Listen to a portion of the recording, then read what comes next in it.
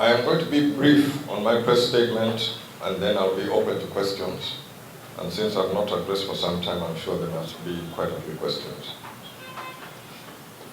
The Uganda People's Congress, in the wake of the wanton political violence being meted out on various candidates, especially in opposition political circles, amid the 2026 campaigns, and those involved in breaking the law and undermining the democratic electoral processes needed to recognize that it has been an uphill struggle over a period of years where the Uganda People's Congress took a center stage, initially opposing the no-party democracy all the way through the movement system.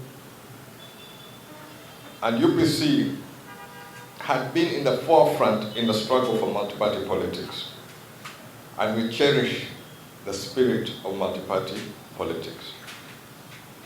It is disappointing that the agencies of the state, including the police and the army, have failed to note that true multi-party politics is a conversation of the citizens of Uganda amongst themselves.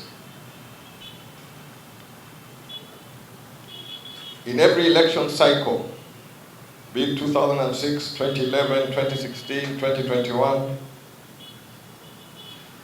the country has gone through elections and post-elections violence with loss of life and fatalities amongst our citizens. This is most unfortunate, and it undermines the whole essence of the rule of law, constitutionalism, the freedom of association, the freedom of assembly, freedom of expression, and democracy. The 2016 electoral reforms by the Supreme Court and subsequent proposals by political parties and civil society that ought to harmonize our democratic processes have been deliberately ignored each and every election cycle. So the presence of the army and police with their high-handedness on civilians raises a lot of concern on the electoral process. Earlier on, I raised my concern, and it continues to be there, that the internal security organization, I failed to understand their role in and the democratic electoral process, which involves all the citizens of Uganda. But their involvement as far as tracking the collection of signatures for presidential aspirants became apparent, and their involvement in trying to intimidate citizens to withdraw signatures at various levels. What the National Unity Platform presidential candidate, Robert Chagulanyi, and his supporters have undergone while campaigning in Acholi, West Nile, Ankole, Kawempe, and various parts of the country is totally unacceptable and needs to be condemned by all. The excessive use of force and the ugly scenes of brutality which we witnessed in Gulu on the 6th of December are totally uncalled for and should be discouraged at all costs.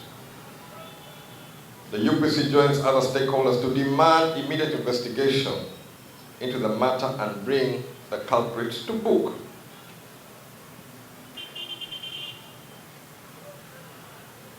As UPC, we continue to reiterate that the army should be withdrawn from elections. And the police role should be to keep law and order as defined in the law and by the guidance given by the Electoral Commission. In other words, they have no business in trying to determine the outcome. The party observes with great concern the emergence of shadowy groups, some calling themselves ghetto youths, who are exhibiting violent behavior, sometimes in plain view of those who should be maintaining law and order. And this is something which I personally must condemn, because in the election I want everybody to feel free to go and vote. There are those who have sat on their vote for years.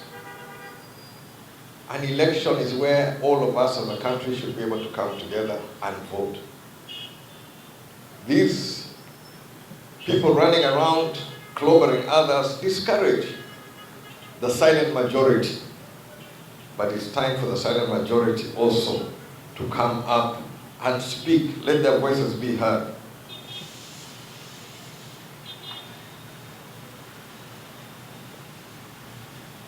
I would love that the national campaigns be conducted in a free atmosphere. And as UPC, we're committed to doing our campaigns and giving our issue-based approaches to the problems which the people of Uganda face, and do it in a peaceful way. As the president of the Uganda People's Congress, I had the opportunity to campaign with some of my candidates in Teso, which I began on the 30th of November. And I did most of this campaign from the landing sites of the Greater Lake Kyoga Basin. And largely I highlighted issues concerning the fishing communities, their livelihoods, and the question of compensation of cattle, which affects Teso, Lango, and Acholi, and the unfulfilled promises of the president.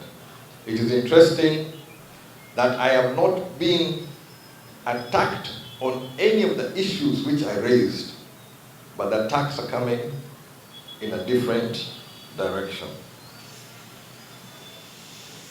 I also wish to inform members that have been running what we call a UPC Special.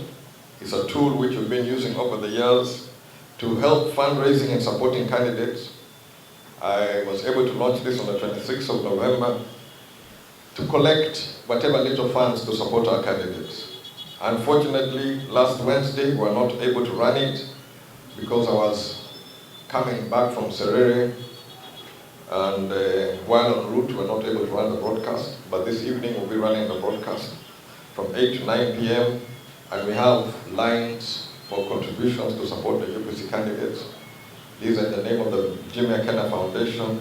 We have an MTN Momo line, which is 723036, and an Airtel number, which is 4397653. All this support goes towards the candidates. I say all of this for God and my country. Question.